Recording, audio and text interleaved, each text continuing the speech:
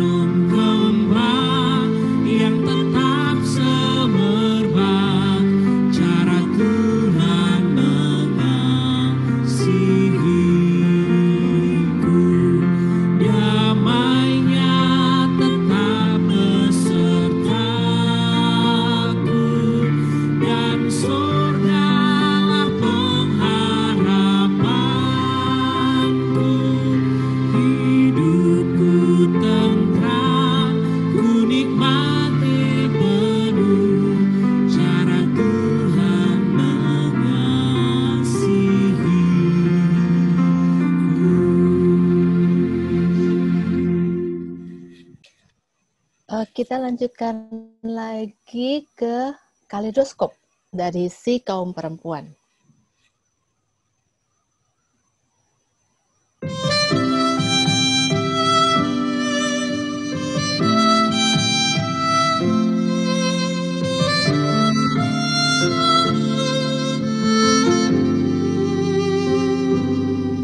Ku mau cinta Yesus selamanya.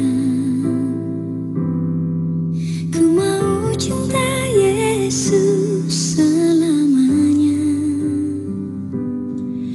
Meskipun badai silih berganti dalam hidupku, ku tetap cinta Yesus selamanya. Ya Aba, Bapa, ini aku anakmu, layakkanlah seluruh hidupku. Ya Aba, Bapa, ini aku anakmu, pakailah sesuai dengan rencanamu.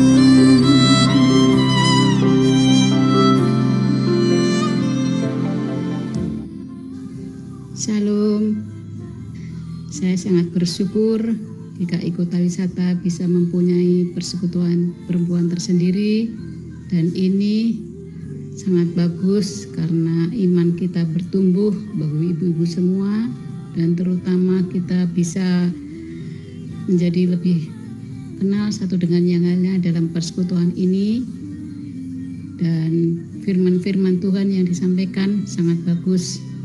Terima kasih untuk persekutuan GKI Kota Wisata yang sudah memberikan pelayanannya untuk kita semua ibu-ibu. Terima kasih, Shalom. Shalom, kesan-kesan saya tentang persekutuan perempuan GKI Kota Wisata. Bersekutu dengan teman-teman di Komisi Perempuan GKI Kota Wisata adalah sangat menyenangkan. Di sana saya imannya bertumbuh menjadi lebih dewasa.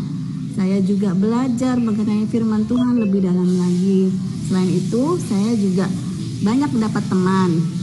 Harapan saya untuk Komisi Perempuan GKI Kota Wisata, pelayanannya semakin diberkati, terus menjadi inspirasi, semakin menjadi berkat bagi sesama, khususnya untuk kaum perempuan. Tuhan memberkati. Bersyukur dengan adanya Persekutuan Perempuan GKI Kota Wisata yang awalnya merupakan kegiatan bersama Komisi Perlawatan, tapi kemudian berdiri sendiri. Bahkan sekarang ada WA grupnya juga, Ladies GKI Kowis, yang terbuka bagi jemaat dan simpatisan GKI Kota Wisata. Berharap melalui Persekutuan Perempuan ini, kita semakin saling dikuatkan melalui firman Tuhan dan boleh saling menguatkan dan saling menopang satu dengan yang lainnya. Dan bisa melakukan banyak hal di gereja kita, GKI Kota Wisata. Mari ajak kawan-kawan yang belum bergabung untuk bergabung bersama. Shalom. Pakailah sesuai dengan rencana.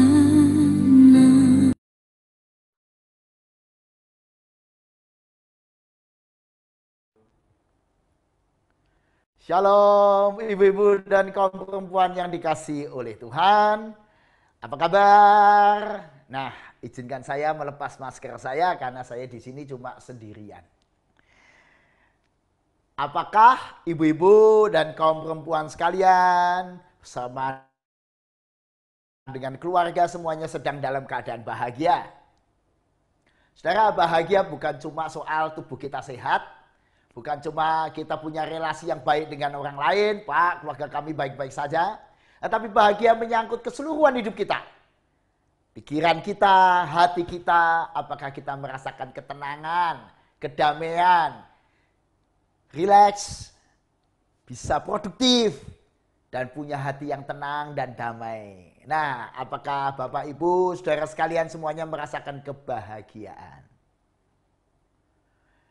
Pak, bagaimana kita bisa menikmati kebahagiaan? Nah, seni hidup bahagia dan bersyukur itu seperti seni makan ikan. Di depan saya ada ikan. Waduh, saudara, kalau ikan itu memang luar biasa ya. Kalau kita makan ikan, kita harus hati-hati. Kita harus bisa membedakan mana daging, mana durinya. Ya, kalau kita makan ikan langsung saja, wah, enggak lihat pokoknya makan, wah, kita bisa tercocok-cocok duri di sini dan sakitnya minta ampun, enggak menyenangkan.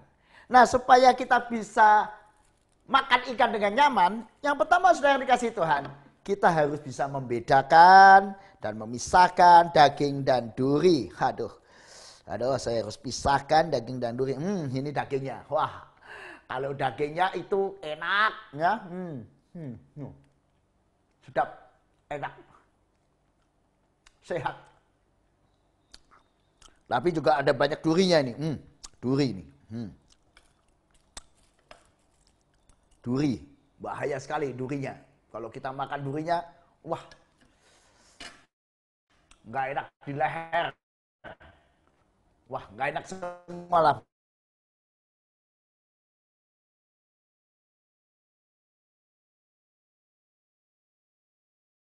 Dalam kehidupan kita adalah hal-hal yang baik, yang menyenangkan, hal-hal yang membangun, yang positif, perilaku orang lain yang menyenangkan, yang membuat kita gembira. Ini dagingnya. Nah, tapi kita juga harus membuang durinya, yaitu duri adalah segala hal yang buruk, yang negatif. Sikap, kata, perbuatan orang lain yang menyakiti atau melukai kita. Nah, ini duri. Pertanyaannya, bagaimana hari ini? Apakah kita sedang tercocok duri dari sikap orang lain atau dari situasi kehidupan kita sehingga kita merasa, Pak, hidup saya sedang tidak nyaman, nggak enak, seperti tercocok duri. Saya dikasih Tuhan untuk belajar semacam ini. Mari kita belajar dari Yusuf. Yusuf dalam Kejadian 50 ayat 20, mari kita baca bersama-sama. 2, 3. Memang kamu telah mereka-rekakan yang jahat terhadap aku, tetapi Allah telah mereka-rekakannya untuk kebaikan. Dengan maksud melakukan seperti yang terjadi sekarang ini, yakni memelihara hidup suatu bangsa yang besar.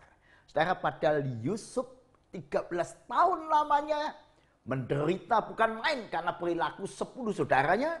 Dia dijebloskan ke dalam sumur, lalu diangkat lagi, dijual menjadi budak.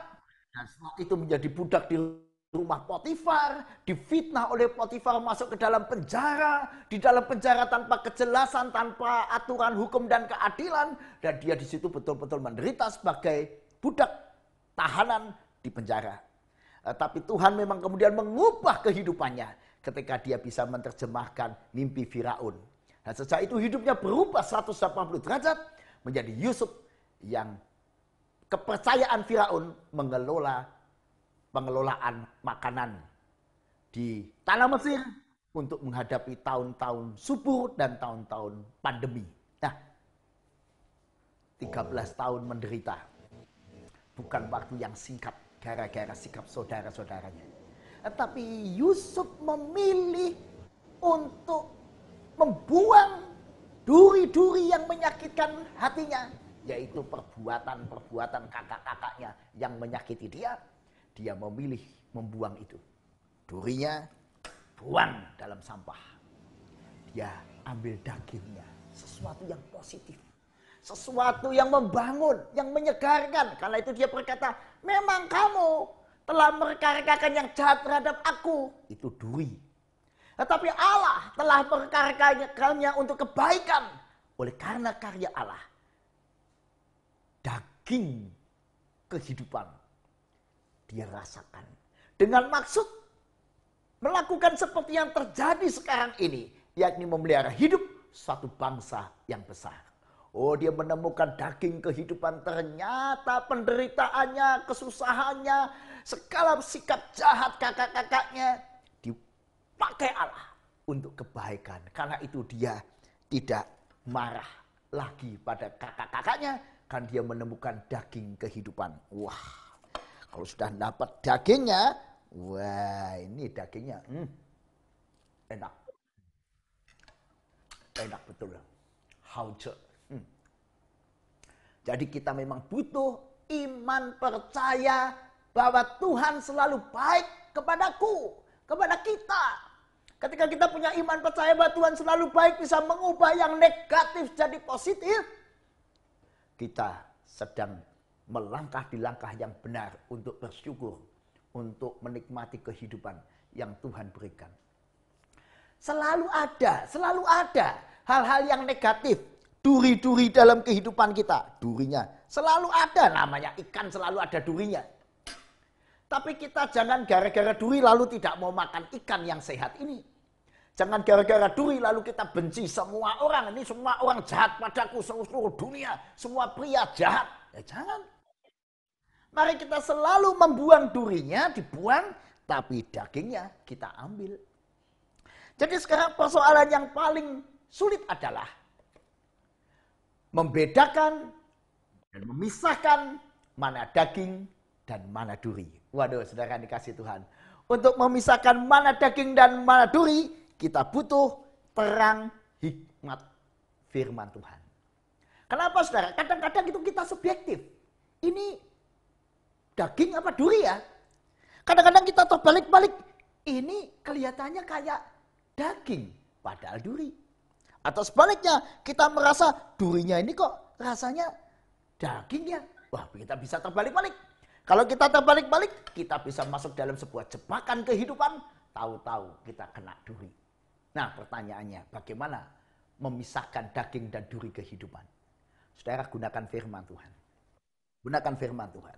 Sebab kadang-kadang kita tuh subjektif sekali. Misalnya ada seorang ibu yang ketika anaknya diganggu oleh orang lain. Maka si ibu ini bilang, nak, jangan takut sama orang lain. Kamu anaknya mami. Hajar orang itu, lawan. Pikir ibu ini anaknya, biar jagoan. Ayo, bila perlu, ayo kursus. Bela diri. Apakah itu benar? Apakah itu salah? Subjektif. Banyak orang yang lalu sulit membedakan mana baik, mana yang tidak baik. Ada ibu yang suka memanjakan anak. Wah, apa-apa diberi, dimanjakan. Wah, apa-apa dikasih. Kita lalu sulit. Ini daging apa duri ya sikap seperti itu? Memberi daging pada anak atau memberi duri? Ketika anak-anak kita itu masih usia di bawah umur, diberi motor, diberi mobil, wah diberi semuanya berlebihan. Saudara, kita butuh terang firman Tuhan. Supaya kita tahu apa yang baik, apa yang benar, apa yang sehat, apa yang suci, apa yang bijak. Nah, itu kita butuh firman Tuhan. Karena firman Tuhanlah yang mampu membuat kita mengerti apa yang baik dan yang benar. Karena itu saudara, makin banyak membaca firman, makin banyak mendengar firman, makin banyak merenungkan firman, makin banyak berdoa, kita semakin mengerti apa yang objektif dari Tuhan. Apa yang benar, apa yang baik, apa yang sehat, apa yang bijak dilakukan, dan mana yang tidak bijak dilakukan. Sambil kita juga perlu belajar semua pengetahuan yang baik sebagai seorang ibu, bagaimana mengasuh anak-anak kita, bagaimana tata didik yang baik. Pertanyaannya, Pak, untuk memisahkan daging dan tulang kita kan butuh sendok dan garpu. Sendok garpunya apa, Pak, kalau dalam hidup? Sendok garpunya adalah kasih. Kasih akan Allah dan kasih akan sesama. Kalau kita punya kasih akan Allah dan kasih akan sesama, kita akan mampu memisahkan dengan baik. Alatnya dengan baik. Dagingnya enak. Ketika kita menikmatinya dengan kasih Allah. Ketika kita memiliki kasih, kita punya alat sendok dan garpu kehidupan. Pertanyaannya, apakah kasih Anda sudah jadi? Membangun Anda mampu memilih daging dan duri kehidupan. Nah, sudah dikasih Tuhan. Untuk bisa bersyukur dan berbahagia, kita juga harus belajar seni menikmati rasa dagingnya. Wah, ini penting, saudara. Menikmati rasa dagingnya. Banyak orang yang diberi Tuhan kekayaan yang melimpah, tapi nggak menikmati kekayaan itu. Karena dia nggak tahu cara menikmati. Contoh paling sederhana, saudara. Saudara dan saya sama-sama bisa punya ikan dan makan ikan. Tapi tahukah saudara bagaimana seni makan dagingnya? Kalau kita makan ikan dengan kecepatan 100 km per detik, hap, seperti orang rakus, kita nggak menikmati dagingnya. Daging ikan itu memang tidak banyak, tapi cukup untuk dinikmati. Baunya, wah, luar biasa ya.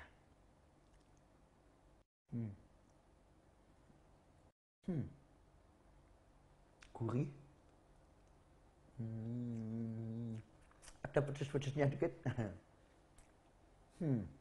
Empuk. Teksturnya lembut. Wah, luar biasa. Ini daging ikan luar biasa. Padahal ini ikan yang tergolong yang murah ya, atau yang murahan lah. Tetapi dagingnya house. Lembut. Enak. Sehat. Seni menikmati daging harus kita pelajari. Saya melihat sendiri bagaimana ada satu keluarga jalan-jalan ke sebuah tempat rekreasi, sekeluarga. Mestinya di tempat rekreasi itu kan berkat, menikmati. Tapi yang terlihat sang suami dan istri bertengkar. Orang tua dan anak ribut, ngomongnya saling ketus. Bagaimana nikmat taman rekreasi kalau cara kita bersikap pada orang di keluarga kita itu seperti itu. Karena dia tidak tahu menikmati daging kehidupan.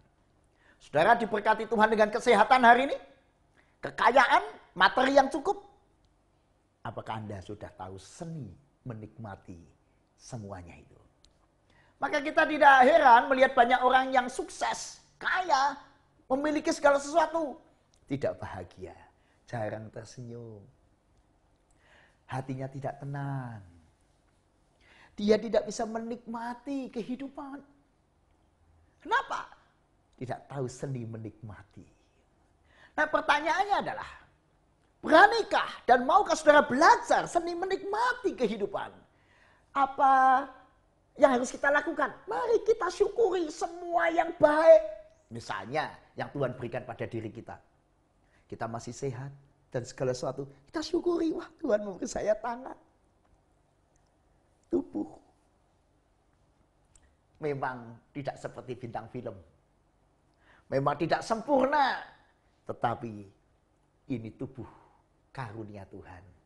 Terima kasih Tuhan untuk semuanya ini. Wah, tanganku bisa dipakai untuk menulis, untuk makan, untuk bekerja. Mata, hidung, mulut, telinga, tubuh. Sekalipun tidak seperti atlet, tidak seperti artis, tidak sempurna seperti binaragawan. Tapi ini tubuh yang kusyukuri. Terima kasih Tuhan. Apakah Anda mensyukuri tiap waktu yang Tuhan berikan? Tiap kesempatan yang Tuhan berikan. Hari ini, saat ini yang Tuhan berikan. Suami, anak-anak, keluarga. Apa yang baik dari pasangan kita, suami kita, anak kita, orang lain. Sikap, kata, perbuatan yang baik dari orang lain pada kita. Mestinya kita rayakan. Saya bersyukur sekali saudara mendengar resep dari seorang ibu yang berkata, apa yang membuat dia mencintai suaminya luar biasa. Padahal maaf ini, bagi orang lain suaminya itu ya biasa-biasa saja. Tapi kan sang ibu ini selalu melihat positif suaminya dengan baik.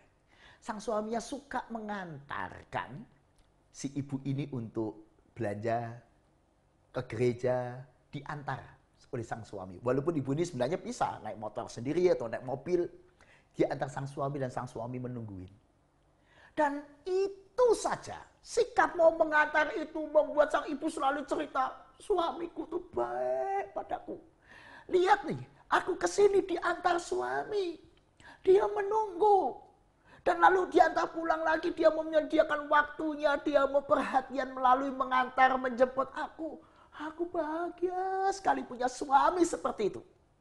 Saudara lihat, ibu ini membesar-besarkan apa yang baik yang suaminya lakukan. Padahal yang dilakukan suaminya mungkin biasa saja. Bandingkan dengan ibu yang lain. Sama diantar suaminya ke gereja, kemana. Tapi selalu bilang, wah suami saya itu kurang perhatian. Maunya cuma mengantar, enggak mengerjakan yang lain. Suami saya itu malas, suami saya itu begini, begitu, begini, begitu. Anda lihat, sama yang dilakukan suaminya, mengantar.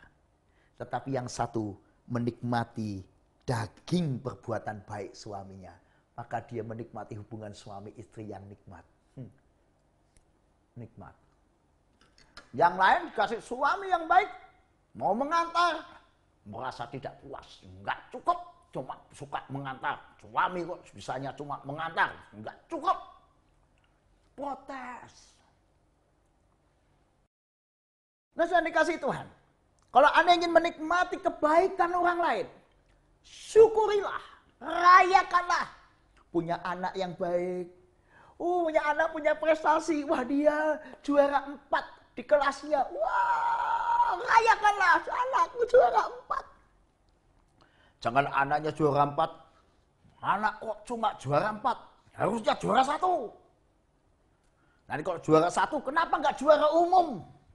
Kalau sudah juara umum, kenapa nggak juara nasional? Ya nggak pernah bahagia. Bersyukur pada Tuhan, punya anak-anak yang normal. Sudah dikasih Tuhan. Selain itu, mari kita minta kasih dan hikmat Tuhan. Supaya kita mampu seperti Yusuf. Memandang peristiwa yang negatif dengan positif. Dan menjadikan itu hal yang baik buat kita.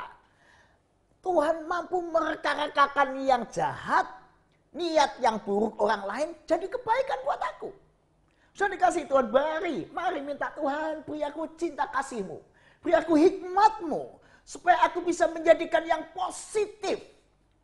Menjadi lebih baik.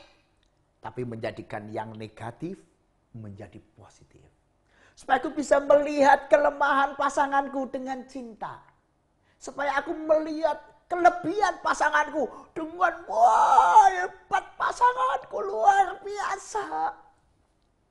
Supaya ketika kita melihat apa yang baik yang Tuhan berikan itu dengan penuh rasa syukur. Tetapi melihat apa yang tidak baik yang Tuhan izinkan terjadi lalu kita berkata, Tuhan pasti punya rencana yang baik di balik peristiwa yang kurang baik ini. Nah, orang yang demikian akan menikmati daging kehidupan. Tapi yang kedua, saudara, kita harus juga belajar seni bersyukur dan bahagia jika kita punya sikap tepat terhadap duri-durinya. Wah, sikap tepat pada duri-duri. Sebab duri-duri ini harus dikelola, saudara. Kalau dibiarin di atas piring, waduh, tahu-tahu kita salah ambil lagi. Kalau kita mau, paling praktis duri-durinya buang ke dalam sampah. Udah, buang sampah. Jangan diingat-ingat. Jangan disimpan. Singkirkan durinya, buang ke sampah. Jangan diingat. Apalagi setelah disampah diambil lagi. Wah, masih kan nggak cuma kotor, bau yang menyakitkan kita. Bukankah kita suka mengambil duri-duri yang sudah harusnya dibuang sampah?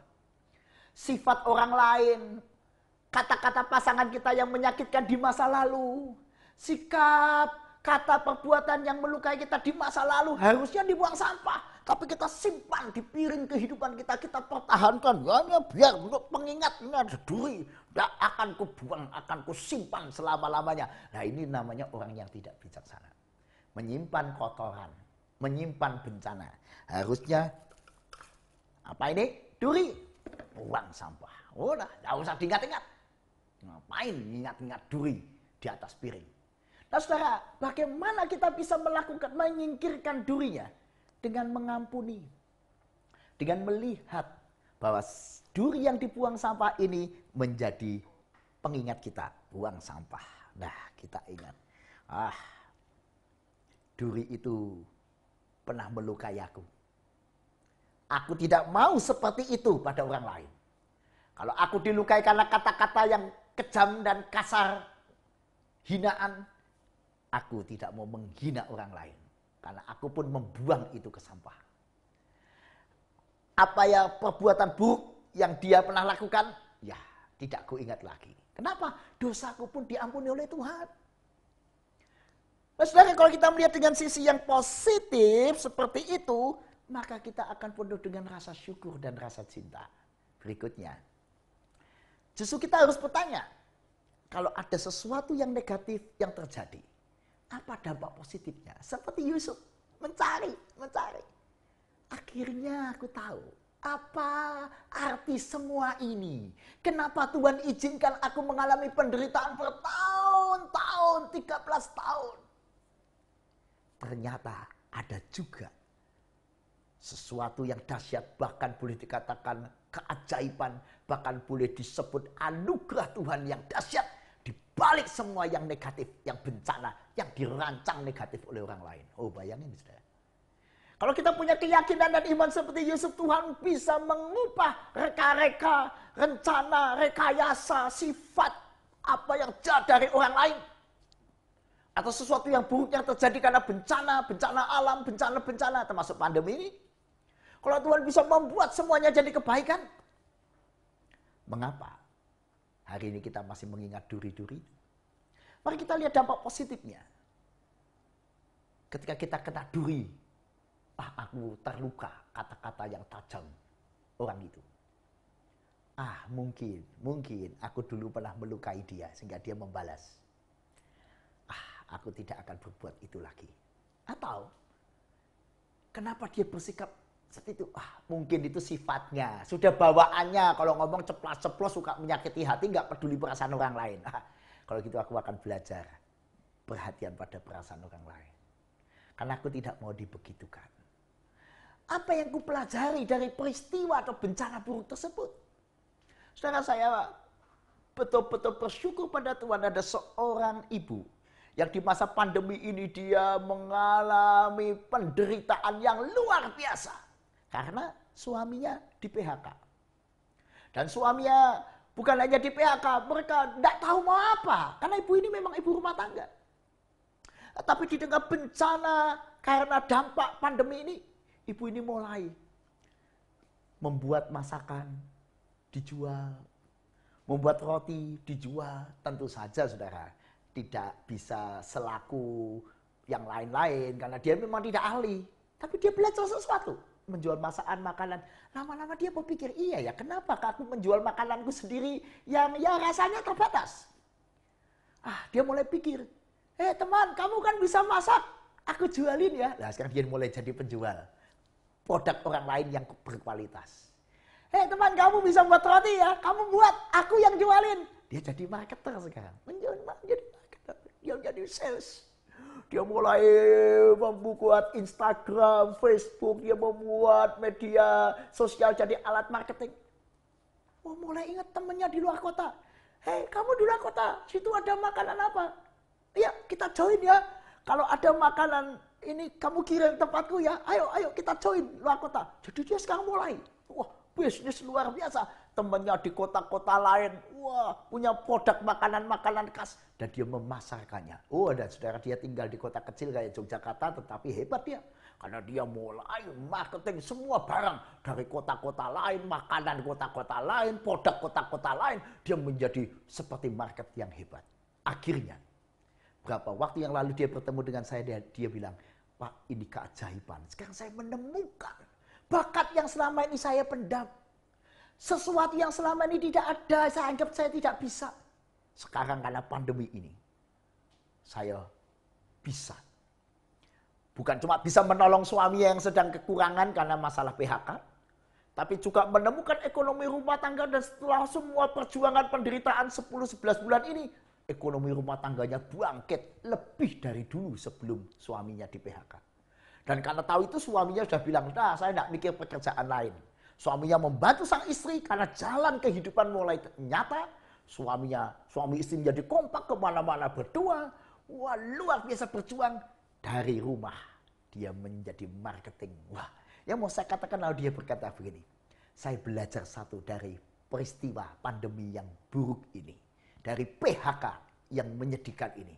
Yaitu untuk mengandalkan Tuhan. Tuhan tahu bahwa kalau saya menerima peristiwa ini dan saya mengandalkan Tuhan, Tuhan bisa mengubah semuanya menjadi baik. Akhirnya saudara, suami istri itu makin dekat satu sama lain. Sebagai suami istri makin mesra. Dengan anak-anak makin dekat, tapi terutama mereka makin mengandalkan Tuhan. Apakah saudara dan saya hari ini juga, apakah pandemi ini membuat kita semakin sadar betapa rapuhnya kita, sehingga kita mengajak pasangan kita, anak-anak kita makin mengasihi dan mengandalkan Tuhan? Apakah pandemi ini membuat kita semakin bergairah bekerja dari rumah, mengerjakan sesuatu? Makin rajin membuat kebun halaman rumah kita. Saya lihat sendiri seorang ibu, kebunnya cuma kecil. Hanya mungkin kalau diukur cuma mungkin 1,5 meter kali 5 meter di depan rumahnya. Tapi hari ini kebun itu menghasilkan uang. Dia menanam tanaman-tanaman yang mulai sekarang berharga. Dengan iseng, dia foto, dia jual. Satu tanaman laku 25.000, 20.000, 25.000. Bagi keluarga kecil itu sungguh keajaiban. Pertanyaan saya, hari ini ada peristiwa buruk apa yang Anda alami? Menantu yang tidak cocok dengan Anda? Teman yang menyakiti hatimu? Hari ini peristiwa buruk apa yang sedang Anda rasakan? Anda anggap seperti duri dalam dirimu. Saudara, bersikaplah beriman. Nah karena itu mari kita lihat. Bahkan duri itu bisa menjadi duri lunak. Ibu-ibu pinter ya.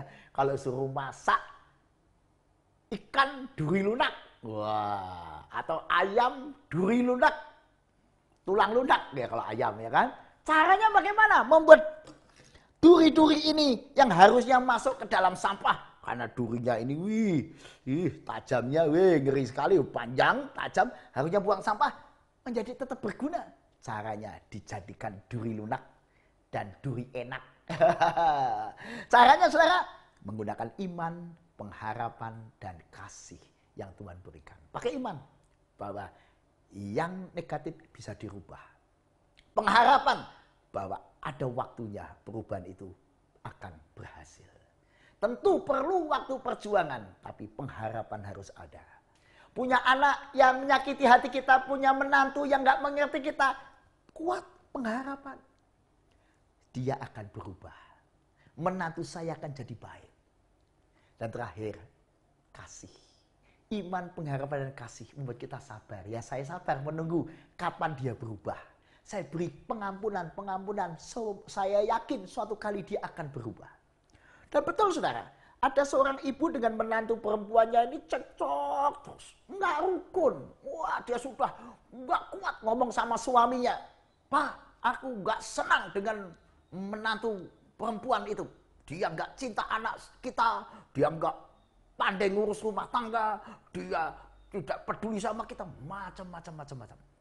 Tapi ketika dia menggunakan iman, pengharapan, kasih, dia mulai sabar. Dia deketi menantu perempuannya. Dia selalu mengajak menantu itu, "Nak, kamu tahu nggak anakku suka makan soto? Ayo mami ajarin buat soto." "Ma, aku nggak suka masak." "Ayo mama ajarin yuk." Dengan sabar dia ajarin menantu yang tidak suka masak itu masak soto. Wah, akhirnya menantu itu, "Wah, ternyata aku bisa ya ma." Besok diajarin, "Ayo kamu tak ajarin masak ini masak itu yang anakku suka." Lama-lama menantu dan mertua ini rukun. Wah, di dapur belanja, jalan ke gereja, ibadah. Lama-lama menjadi sahabat. Sehingga suatu kali dia bersaksi, "Sungguh ketika aku punya iman, pengharapan, percaya bahwa Tuhan bisa mengubah sesuatu menjadi kebaikan, dan ketika aku punya kasih dan kesabaran, hanya soal waktu terjadi sesuatu yang baik."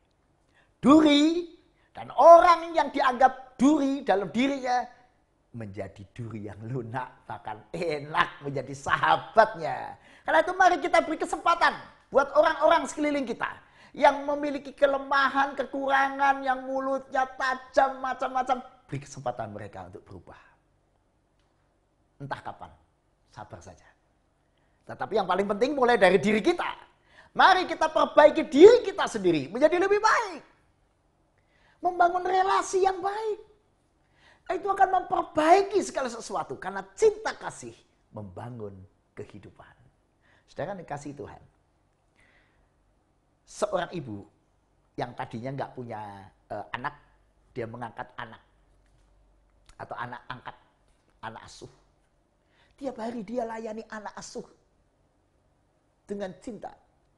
Lama-lama apa yang terjadi saudara? Hubungan dia dengan anak angkat ini, wah, erat. Tidak beda dengan anak kandung. Termasuk sikap anak angkat terhadap dia. Erat, nggak beda dengan anak kandung. Bahkan dibanding banyak anak kandung yang tidak perhatian, ini anak angkat ini hebat. Bahkan ketika ibu ini sudah lanjut, anak angkatnya itu luar biasa memperhatikan sehari-hari ini dan itu luar biasa. Saudara, membangun relasi, membangun kehidupan. Jadi kesimpulan saudara, mari kita lihat catatan kita nih. Hari ini kalau kita belum bisa tersenyum bahagia, hari ini kalau masih ada orang melukai kita, terangi dengan firman dan kasih. Memang kita butuh firman, karena firman itu terang. Tanpa terang kita gelap, kalau gelap nggak bisa lihat mana duri, mana daging. Diterangi oleh firman Tuhan, menggunakan sendok dan garpu kasih Allah. Waduh, kita akan menemukan dagingnya. Wah, temu dagingnya. Wah. Lalu belajar seni menikmati kebaikan-kebaikan. Dia baik ya. Dia baik ya. Dia baik. Dia baik. Aku punya karyawan yang baik. Aku punya pekerja rumah tangga yang baik. Aku punya driver yang baik. Aku punya anak yang baik. Aku punya menantu yang baik. Aku punya sahabat yang baik. Aku punya pendeta yang baik. Gereja yang baik. Baik. Oh, kita bahagia sudah. Karena aku dikelilingi oleh kebaikan. Karena cara pandangku positif. Karena aku selalu melihat dagingnya. Sementara kita belajar dengan sabar dan pengampunan membuang durinya dan mengolahnya menjadi enak dan lezat. Sementara ada juga duri tertentu yang nggak pantas diolah, ya buang sajalah. Nggak usah diingat-ingat, biar buang. Nah karena itu saudara, Memang Tuhan gak pernah janji langit selalu biru. Tetapi dia berjanji selalu menyertai. Memang Tuhan tidak pernah berjanji jalan selalu rata. Tapi dia berjanji memberi kekuatan. Dia memberi kita hikmat. Karena itu jangan menyerah, jangan putus asa. Ambil dagingnya, buang durinya. Jangan pernah menyerah. Jangan berputus asa, hadirnya Tuhan nyata. Saat hati menyembah, jangan pernah menyerah. Jangan berputus asa, karyanya Tuhan nyata. Bagi yang setia dan percaya. Jangan lupa makan ikan supaya sehat. Apalagi di masa pandemi ini, makan bergizi. Tapi ingat, jangan dimakan semuanya. Apapun yang terjadi dalam hidup ini, selalu ada daging dan ada duri. Makan dagingnya, ya. Iya, buang durinya. Amin. Mari kita berdoa.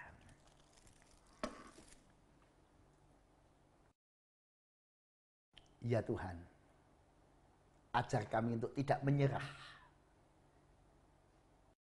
terhadap kelemahan-kelemahan orang lain.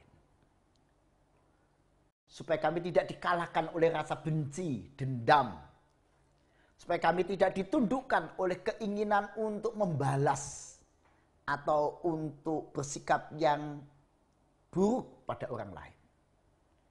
Ajar kami tidak kehilangan iman, pengharapan, dan kasih. Supaya akhirnya kami bisa seperti Yusuf. Bukan hanya mengampuni orang yang bersalah pada kami. Tapi bahkan lebih lagi melihat karya kasih Tuhan. Melalui semua hal yang negatif yang diperbuat orang lain pada kami. Bahkan bisa melihat kebaikan-kebaikan Allah. Bagaimana Tuhan mengubah yang negatif jadi positif. Bahkan bencana, peristiwa buruk, pengalaman yang tidak baik, hal-hal yang menyakitkan lainnya bisa dipakai Tuhan menjadi kebaikan buat kami. Karena itu Tuhan tolonglah kami supaya kami tidak menyerah. Bahkan sebaliknya kami bisa bersyukur dan bahagia melihat kelemahan pasangan kami, melihat kekurangan anak-anak kami, melihat perilaku menantu kami, orang tua kami, teman-teman kami yang mungkin belum seperti yang kami inginkan. Karena kami tahu oleh pertolongan Tuhan, Tuhan bisa mengubah hati orang, pikiran orang, watak orang, sifat orang. Tidak ada yang mustahil di tangan Tuhan. Karena itu kami tidak mau kehilangan pengharapan. Tetapi kami ingin menggunakan kasih yang Tuhan sudah berikan. Dan biarlah kasih-Mu memenuhi pikiran dan hati kami. Supaya kami terus belajar mencintai dengan bijaksana. Ajar kami tetap bahagia ya Tuhan. Di tengah dunia yang penuh kelemahan ini. Terima kasih. Amin. Ya silakan Ibu-Ibu kalau ada yang mau bertanya. Mungkin pergumulan nyata atau mungkin sharing pergumulan sahabatnya sehingga memperkaya kita. Silakan. Kalau mungkin belum ada, mungkin juga bisa 1-2 orang sharing. Apa usulannya dari teman-teman andai kata sedang mengalami kepahitan. Kan pernah kau mengalami kepahitan. Apa tips, apa strategi Anda kalau sedang mengalami kepahitan? Strateginya apa? Mungkin tips-tips itu akan melengkapi ini bagus. Kan bisa kita terluka oleh karena teman, oleh orang lain. Ya. Nah, apa tips Anda untuk membuang durinya? Ya, ini kalau nggak ada pertanyaan itu mungkin bisa melengkapi, menjadikan ya sedikit sharing kalau ada. Silakan. Atau saya boleh bertanya, Ibu Ratna, saya lihat ada Bu Ratna ini kan tulisannya finding contentment ya, contentment ya. Pak. Wah iya, finding contentment bagus sekali. Bu Ratna, kalau misalnya sedang sakit hati dengan seseorang, apa yang Anda lakukan? Saya pribadi sih seringlah mengalami kepahitan itu sering, Pak. Cuman saya mengakalinya ya baik itu sama saudara kandung atau sama teman atau sama orang temen lah, kebanyakan teman sama saudara gitu. Cuman saya mengakalinya pasti saya berdoa sama Tuhan, minta petunjuk. Terkadang kan kalau kita sama saudara kandung kan, walaupun kita punya konflik, tapi kan pasti namanya saudara kan tetap kita harus sapa, harus tetaplah kita nggak bisa lepas dari saudara kandung kita. Cuman saya, ya kebetulan saudara kandung saya jauh Pak, jadi nggak satu kota, jadi mungkin tidak terlalu intens ketemu. Cuman saya hanya sekedar say hello, tapi saya tidak mau, awalnya sih masih menyimpan rasa sakit gitu kan. Tapi lama-kelamaan saya berdamai dengan hati saya sendiri. Saya berdamai dengan hati saya sendiri, saya lupakan. Ya jadinya saya bisa beraktivitas, tapi saya tidak, yang tadinya sahabat, tapi saya tidak bisa lagi menjadikan dia sahabat, hanya sekedar teman biasa gitu. Tapi saya tidak membenci dia dan saya bisa memaafkan dia. Tapi untuk dalam hal berteman atau beraktivitas, saya sudah tidak bisa lagi beraktivitas seperti yang dulu lagi gitu. Ya, oh iya. Jadi strateginya ya pokoknya hubungan tetap baik, jangan sampai putus, tapi ya dikurangi lah intensitas relasinya. Ya, kayaknya mungkin begitu ya. Pak. Ya bagus, itu juga satu strategi yang baik. Karena bagaimanapun kita perlu relaksasi ya, supaya nggak terlalu tegang menghadapi itu. Saya kira bagus. Nah, bagaimana strategi? Karena kalau kita pikirin, kita bisa stres sendiri, Pak. Nah, kita tanya sama ini, Ibu Teresa ini, ngasih jempol ini, dia pasti punya sesuatu ya. Bu Teresa bagaimana kalau sedang mengalami dengan kelihatannya kok banyak senyum, ini mungkin tidak ada masalah ini ya Bu Teresa. Gimana Bu Teresa?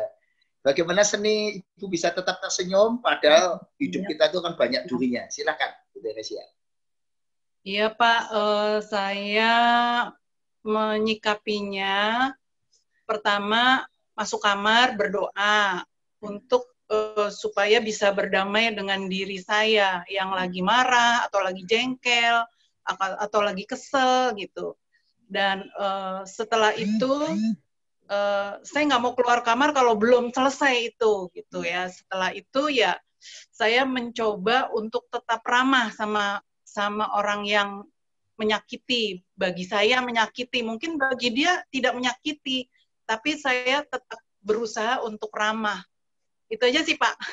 Oke, jadi strategi Bu Teresa pokoknya kita tetap baik aja. Nanti biar waktu yang akan menghapus semuanya itu ya. Kayaknya begitu kan? Iya Pak. Bagus. Bu Teresa tadi ngomong-ngomong itu gambar ikannya bagus banget loh. Itu ada gambar ikan koi itu kalau dimasak, wah durinya dibuang, wah enak itu. Itu luar biasa gambar ikannya. Terima kasih, Pak. Ya, Tuhan berkati. Saya lihat itu, saya minta pendapat satu lagi nih, buat dari yang masih muda. Saya lihat kan tadi kan sudah maaf ini dewasa. Ibu yang maaf nih dari gambarnya yang masih muda kayak Bu Rahel Meli ya. Bu Rahel bagaimana? Atau saya Bu Rahel pendapatnya gimana menghadapi itu sama anaknya itu? Udah. Iya. Kalau kejadian seperti itu pasti semua kita pernah ngalamin ya Pak, disakitin sama orang, baik teman, saudara, itu sering dah.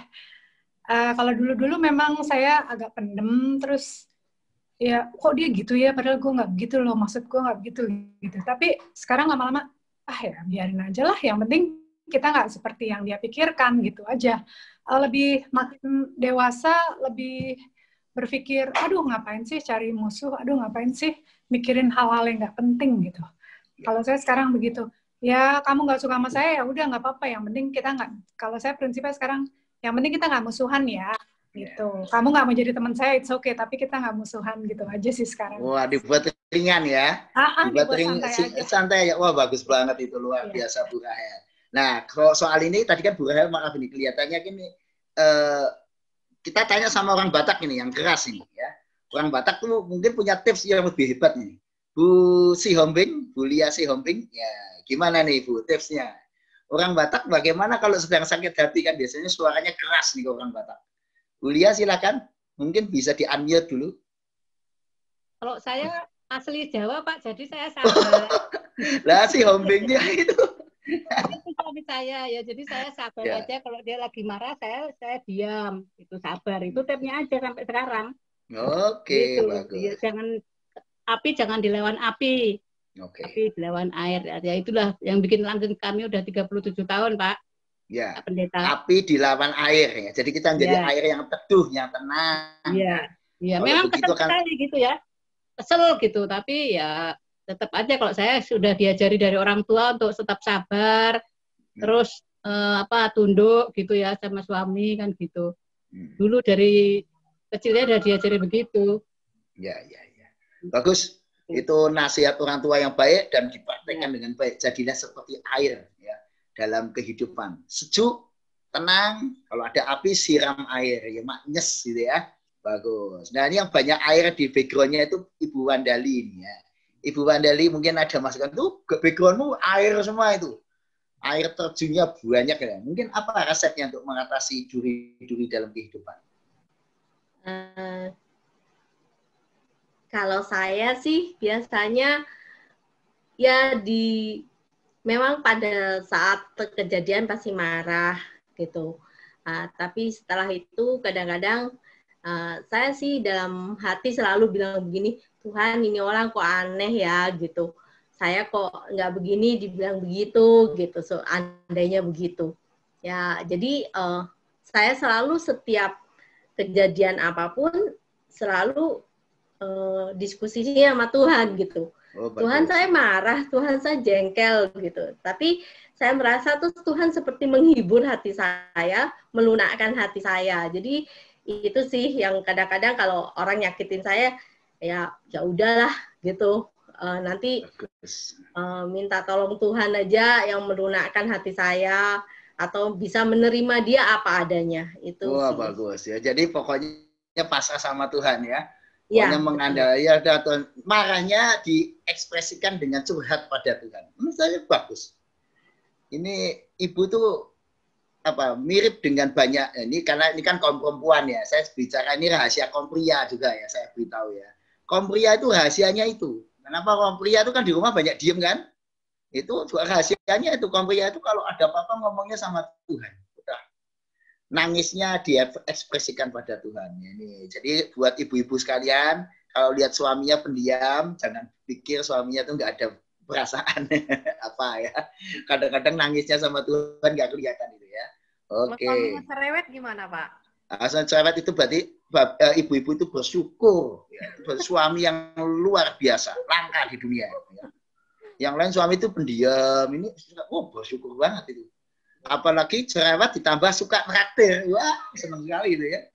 Bagus. Syukurilah suami kita apa adanya. Yang cerewet, yang antik, yang ini, yang itu. Karena itu tiada duanya di dunia. Nanti ya, suatu kali mohon maaf ya, saya pernah dapat kesaksian dari seorang ibu. Maaf ini yang ekspresi yang agak kelebihan. Suaminya itu suka ngorok. Kalau hidung ngorok. Wow. Kuat sekali, dia tuh marah sekali. Nah, kamu membuat aku nggak bisa tidur. Tapi 1-2 tahun yang lalu suaminya meninggal, pulang ke rumah bapak. Hari ini sang istri bilang aku merindukan ngoroknya suami saya. Aku tuh, aku baru sadar sekarang, wah, ngoroknya itu luar biasa ya, betul-betul. Ya akhirnya sesuatu yang dianggap tidak umum itu bisa menjadi sesuatu yang justru mengingatkan cinta kita dan sebagainya. Jadi nikmati saja. Nah, terakhir dari saya mau minta bantuan ini. Ibu Miske. Ini dari tadi soalnya sudah senyum-senyum terus mau ngomong saya tahu ini. Iya. Ayo Bu Miske, silakan. Bagaimana tipsnya? Seru aja sih Pak dengernya. Iya. Cuma kalau pengalaman saya, khususnya selama pelayanan ini ya, pasti kan memang akan bertemu hal-hal seperti inilah di pelayanan, di pertemanan ya. Yang pertama memang pasti berdoa kepada Tuhan. Dan kedua, cari seseorang yang tepat untuk kita bisa sharing. Kadang kalau kita ketemu orang yang nggak tepat, memang solusi ataupun mungkin bisa nggak pas dan bikin kita malah makin runyam gitu. Nah, kalau saya sih cerita ke suami sih selain ke Tuhan ya. Karena menurut saya dia cukup fair gitu. Kalau saya salah ya saya memang dibilang ya udah mesti begini ya. Saya pikir doa saya kepada Tuhan, Tuhan ini gimana ya? Itu Tuhan kirim lewat suami, lewat teman-teman yang memang bisa kita benar-benar percaya. Nah, yang saya mau mungkin tanya ke Pak Paulus, tadi kan ada dibilang kita harus membuang, kita harus memaafkan. Tapi kadang kalau mengalami sendiri, kepahitan-kepahitan itu, kalau saya bingung membedakan antara kita memang memaafkan atau memang kita munafik nih. Kita pura-pura aja nggak ada apa-apa. Jadi kita seperti bohong pada diri sendiri gitu, Pak. Apa ya Pak bedanya kita memaafkan sama ya kita ya kelihatan munafik aja lah. Ya udahlah, pokoknya pura-pura aja nggak ada apa-apa. Padahal sebenarnya masih ada apa-apa. Ya, oke. Jadi Ibu Miski ada dua hal. Yang pertama saya mengapresiasi dulu dan bagus sekali karena Ibu Miski itu orang atau istri yang beruntung, punya suami bisa jadi teman curhat. Yeah. Banyak suami nggak bisa jadi teman curhat loh. Wah, banyak suami itu nggak enak bawaannya tuh diajak ngobrol, apalagi hal-hal yang sifatnya sensitif. Ya, nah itu bersyukurlah. Maka itu sayangilah suamimu. Ya. Nah, kalau sayang suami dimasakkan ikan, ya. Tapi buang durinya. Ya Pak, soalnya dia orang Manado, jadi masuk. Wah, nah itu bagus ya. Yang kedua, pertanyaannya tentang mengampuni itu seperti luka ya. Ibu Miska mungkin nggak bisa lihat, tapi di tangan saya ini ada bekas luka. Bekasnya ada, sudah tidak sakit lagi, tapi ada dan tidak bisa hilang. Bekas luka lama yang nggak tahu kenapa. Lukanya ada. Saya ingat ini. Wah, ini dulu saya pernah berdarah-darah karena luka ini. Sekarang saya lihat nggak bisa lupa, wong memang ada lukanya, tapi tidak sakit. Nah itulah mengampuni. Mengampuni saya itu ingat. Oh si Anu pernah membohongi saya, pernah menipu, tapi saya nggak sakit, nggak apa-apa. Tidak membuat hati saya ingin bangkit memarahi, nggak apa-apa, udah selesai. Tapi saya ingat, ya kenapa? Memang kita nggak bisa melupakan. Kita makhluk yang nggak bisa mudah lupa, apalagi kaum perempuan. Ya. Kaum perempuan itu katanya memorinya lebih jenius dari pria ya. Wanita itu daya ingatnya itu kan luar biasa. Nggak apa-apa, nggak bisa lupa, tapi yang penting tidak sakit lagi. Apa yang masa lalu sudah dialami. Nah itu menunjukkan bahwa kita tidak munafik. Itu munafik kalau kita itu ngomong maaf, tapi sebenarnya luka. Dan sebenarnya mengungkapkan dengan nada emosi atau bermaksud untuk membalas. Kan ada banyak orang bilang, saya memaafkan kamu ya, tetapi kamu jangan sekali-sekali beginilah itu. Dan itu menurut saya itu munafik. Jadi kata maafnya nggak benar sebenarnya. Ya. Tapi kalau ya saya tahu kok, kayak Yusuf kan, aku tahu kamu merekakan yang jahat, tapi Tuhan akan buat kebaikan. Udah clear, nggak ingin membalas, bahkan memberi yang baik buat saudara-saudaranya. Nah itulah maaf yang agape ya, cinta yang agape yang clear. Ya, kiranya ini bisa melengkapi pemahaman kita.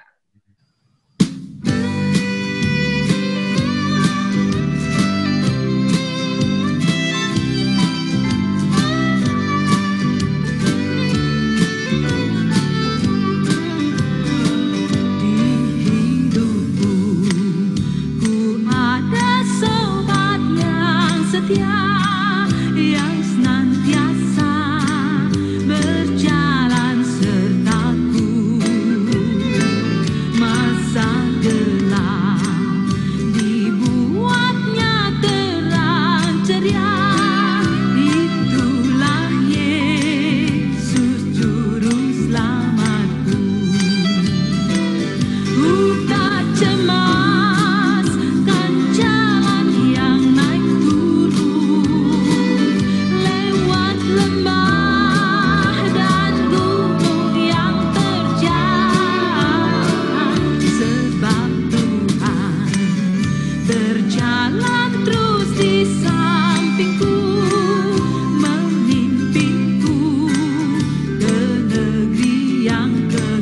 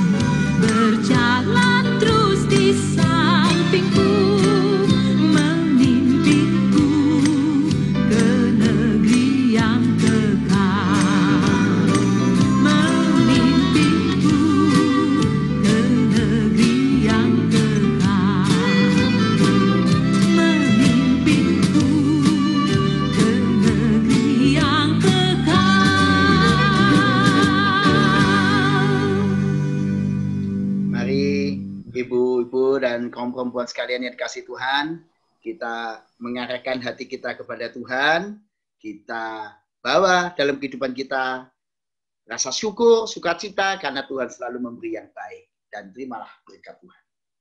Tuhan memberkati engkau dan melindungi engkau. Tuhan menyinari engkau dengan wajah-Nya dan memberi engkau kasih karunia. Tuhan menghadapkan wajah-Nya kepadamu dan memberi engkau damai sejahtera. Amin.